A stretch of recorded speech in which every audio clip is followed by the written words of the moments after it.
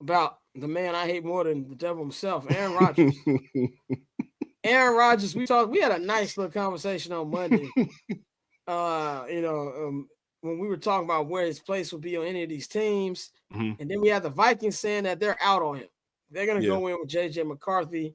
The possibility is that he can still be a Giant. We know he met with the Steelers today for 6 hours, but no deal came together. But they said they'll keep in touch. Do you think? I mean, why do you think? Obviously, it's a possibility. How would you react to him being on your team, and how do you think that Giants fans react to him being on the team? I'm gonna tell you what. Immediately, everything I said about Aaron Rodgers, I'm a 180, right? Because he's gonna be on my team, and I'm just a biased. I'm a fan of my, like, it is what it is. Make no mistake about it. He is the best quarterback that's out there right now. Let's not kid ourselves. Like, the best free agent quarterback. Let's please not kid ourselves. He's the best thing that's out there. So the Giants, as much as I wanted them to just like stand up and like not do this shit or whatever, like letting him, play with your time like that, he's still the best option available. And if he says just flat out, no, I'm not coming there, then you wait for him because you put yourself in this position. You played yourself out of being a respectable franchise to be in this shit now. You know what I'm saying? My nigga, thank you, Murray. Thank you. I think that Giants fans wouldn't have a choice on how to feel. You just sat through 6 years of Daniel Jones. You don't get to tell anybody about like what Aaron Rodgers is gonna come and do or what he's gonna, because if Daniel Jones was giving you what Aaron Rodgers gave you last year, he'd still be here. So we're not gonna play that game where it's like Aaron Rodgers coming here and all of a sudden they putting you burning your jerseys. If you wasn't burning your jerseys when DJ was here, I don't want to hear none of that shit. Because there's still some people out there right now that when he signed with the Colts, they was championing it on and cheering. Okay, well, go be Colts fans. You like the blue and the white so much, go be Colts fans then. Because if Aaron Rodgers signs here, you better go get his jersey too and root for him too, because he'll be the best quarterback that we've had in a very, very, very long time. So it's easy, really, for me. Like, yeah, Bang was yelling at me on Monday. We yelling at all of us. I wasn't yelling at y'all. All I was saying is what Mariano just said. He's the best quarterback on the market right now. Mm-hmm. If that nigga spent 6 hours with the Steelers today, and they didn't sign nothing, I'll say this now. If I am the Pittsburgh Steelers and that nigga sat down for 6 hours with me, and that nigga didn't sign no contract before he left, nigga Russ, come on. Just come on. I ain't got time to wait for this shit. Yeah. Unless you heard something in that meeting that made you go, no, Russ, go ahead, come on, go ahead. Yeah. And we're going to draft Tyler Schloh and in the later rounds. We're going to do that shit too. But all I was saying was he's the best quarterback on the market. Y'all put yourselves in this position. It is what it is at this point. Yep. But Aaron Rodgers is not bringing in all those extra niggas. Like Courtney kept saying, like, he bringing in. He's not bringing in Nathaniel Hackett. He's not bringing in Randall Cobb. He's not bringing in Alan Lazard. He's not bringing in goddamn whoever he wants to bring in. Whatever team he goes to, especially the Steelers, when he goes to that team, he's the only nigga coming. So he has to know that he's not bringing in that baggage that he brought in, and this is my last chance. But if that nigga don't sign and he says I'm retiring, that means that nigga was like, nah, I can't do what I want to do, so I'm just going to go ahead and chill out. Mm-hmm. That's it. Yeah, that's a good point. I just think that from what I was saying on Monday, it's more than just we bring him with him. Like I don't want to say he's not a good teammate because his teammates love him from everything we've heard. But he is a distraction to me. Like if I was a team, I wouldn't want to deal with the McAfee on Tuesdays. I wouldn't want to deal with, guys, it's a flat earth. Did you know that 9/11 was a conspiracy theory? Like he just does so much. But you know what though, Scott? I think that with New York in particular, they're going to make that show anyway, because like whatever they do, whoever the quarterback is, they're going to talk about those teams anyway. And that'd be the thing that people talk about with like the New York media and players not wanting to go there or not handling it the right way or whatever. So they're going to be in there regardless. I think with him, my whole thing about wanting him is like, all right, cool. If he comes in, he's the best option on the market, right? Cool. You check that box. But then also you got somebody he's a bridge quarterback. This is not your quarterback like for the future. This is somebody who your rookie is going to come behind. Like, this does not mean don't draft the quarterback at all. Now, if they took Aaron Rodgers and didn't draft the quarterback, I would hate it. But if you take Aaron Rodgers, you draft your future quarterback to sit behind him, to learn, to build that relationship up, get that rapport up, then I love it, like 100%. So even that part of it, like the distraction part, New York gonna make it anyway. Like, we was just getting talked about every week with Daniel Jones. Like, what's gonna hurt if we got Aaron Rodgers there? Like, it is what it is. I know it's freeing that you don't have Daniel Jones on your team anymore. Oh boy. Pray for the homies who root for the Colts, man. Because boy, if that's what you needed to light a fire under Anthony Richardson ass, we gonna see some all-time. We're gonna see some all-time shit this season, man. Some entertainment from the Colts, one way or another. We're gonna see some entertainment. Yeah, 100%. Let's talk about the next era in Minnesota Vikings football. That is JJ McCarthy, or as Bang calls him, he'll be opening up his own. What'd you say, store? No. He's gonna be the next. He's gonna be 2035. He's gonna be the head coach of his alma mater, Nazareth Academy in LaGrange Park, Illinois. He's gonna lead them to a state championship, y'all. To a state championship? He's gonna lead Nazareth Academy to a ISHA. What's that? Class 3A championship. That's what JJ McCarthy is gonna do. JJ McCarthy is gonna be the future head coach in Michigan. You know what's funny? I could see that. He looks like a head coach. I look at it like this, man. I don't know what JJ McCarthy is gonna be, but I think that Kevin O'Connell has earned the benefit of the doubt. That he knows what he's doing when it comes to coaching quarterback talent.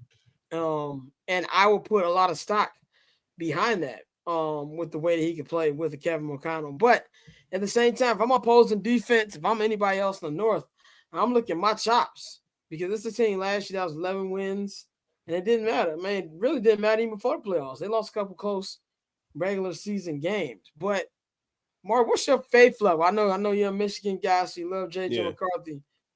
What is your faith level in him being able to be the franchise guy that Minnesota's looking for forever? I mean, shit, it's high as long as they continue to like re-sign their weapons, pay their weapons, because he's coming into a situation where it's like you have one of, like, if not the best wide receiver in the NFL. You got a good running game. Like, you have a solid team that's like you said, they 11 wins, but it's like you coming into this shit with, I don't want to say zero expectations, because like if they hand you the keys to the franchise, they expect a lot out of you. But I mean, shit, you just got this out of Sam Darnold, who a lot of people thought was like done. So if JJ's anything like we think he's going to be, or that I think he's going to be, I think they'll be just fine. Like, you don't come across as like a franchise quarterback just sometimes ever. Like, you probably never going to find your guy. So my faith level is like very high. Some of this is biased, obviously. Like, he's a Wolverine. We won with him. So like, I mean, come on, what am I supposed to do? But also, it's like, shit, the team they have in place, I think they're just good enough to win some games if they have the right type of play on all levels, but especially at quarterback. I trust them. I do trust them. I'm not a fan of a team that's in that division, but I mean, shit, I trust them. I trust them to get it done. Yeah, I think that when it comes to how to be able to get it done, I think it's just got to go back to everything the way that the organization moves with Kevin O'Connell, which is way different than before. You know what I'm saying? I don't think you've ever had a guy who's considered, quote unquote, a young offensive genius like we've seen for Kevin O'Connell. And not to say that JJ McCarthy's going to be flashy and things like that, but I do think he's going to make the right plays to keep his team in the game and not necessarily lose the game for them. And I think that'll help out tremendously.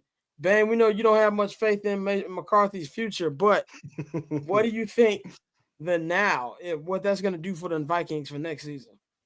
I don't know, because we don't know. And what I mean by that is he got hurt. He tore his MCL. He had surgery, 2 surgeries on it. So that means he wasn't in practice. So really, the only thing you got to go by JJ McCarthy after college is a couple of practices. and like one preseason throw. Because I think it was like one preseason throw, which was a beautiful throw, if I remember that joint correctly. And then next thing you know, he didn't come back in the game. So he's had 2 MCL surgeries, not 1, but 2. So my concern for the Vikings, or let me not say concern because they're in the same division. What I'm glad about the Vikings situation is that you really don't know. They do need a backup vet right now, like a Joe Flacco type that could just come in when ready if needed. But we don't know. And I think Kevin O'Connell, great coach, great offensive mind. It's more about the player that they got and if he really has it. Arm-wise, talent-wise, yes, he does. But is he healthy enough? And will this season be enough? Because last year wasn't even a true red shirt season. Didn't practice. He just sat there, rehabbed, looked at the playbook. So this year is going to be his rookie season all the way around. So knowing that and knowing that he has not practiced, he's not done anything, and he's still rehabbing. Not so sure about the Vikings. And I'm happy about that. I like this uncertainty around the Vikings. I'm not so sure that the Vikings are going to be next year, maybe. We'll see. But I'm not so sure. At the same time, though, if JJ McCarthy came out this year, he would be the number 1 pick in the draft. Yeah. So, I mean, if you feel that strongly about him because of what you see in this draft, you keep him. Yeah, I definitely agree with that. Dante, what's your thoughts on JJ McCarthy taking over the reins in Minnesota, being the number 1 QB? For me, it's not really much more so about JJ than it is about Kevin. Like I trust what Kevin is doing. He's shown me that if he could take Sam Darnold and go win 14 games, this is a coach who knows what he's doing, and you just really need a quarterback who's willing to listen and run the offense that he's running. I feel the same way about Kyle Shanahan. Like a lot of times, I don't give a damn who you give Kyle Shanahan to play quarterback. Like he could take me out there, and I'm gonna give you 3,700 and 20 touchdowns. Like that's how his offense works. He's that good, and I'm starting to get that type of faith in Kevin O'Connell. And so when you have that type of brain as the head of the operation, the sky's the limit. And so with JJ, it's really about his availability. Because, at Michigan, he wasn't asked to do certain things. I hate when people try to shit on him and say, oh, well, he didn't throw the ball at Michigan. It wasn't because he couldn't throw the ball. If I got 2 great running backs and a dog-ass O-line, I'm not going to throw the ball. I'm just not going to do it.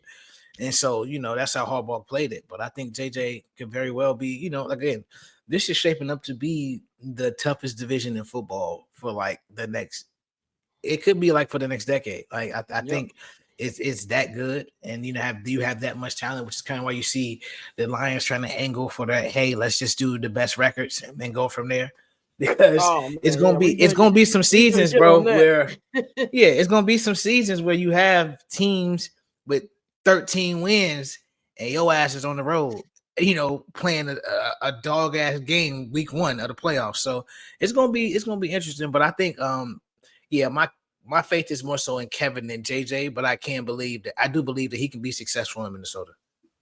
Hell, he might catch some people off guard too, because you don't really know what you don't really know what you're getting from him. Like if he's, again, all of this depends on his health. Like if he's healthy enough, if his legs hold up and he can really get through this season, I think because people don't have a tape on you, you can have a true rookie season. It's not like he played 6-7 games and you kind of know some tendencies, and now he's coming back to try to do some different or whatever. I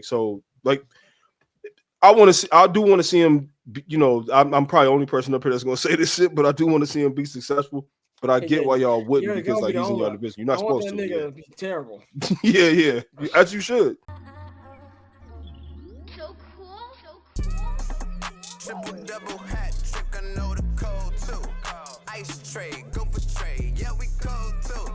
Getting paper on these player haters, old news, money on the other line, so I'm not gonna hold you. Money on the other line, so I'm not gonna hold you. Money on the other line, so I'm not gonna hold you. Money on the other line, so I'm not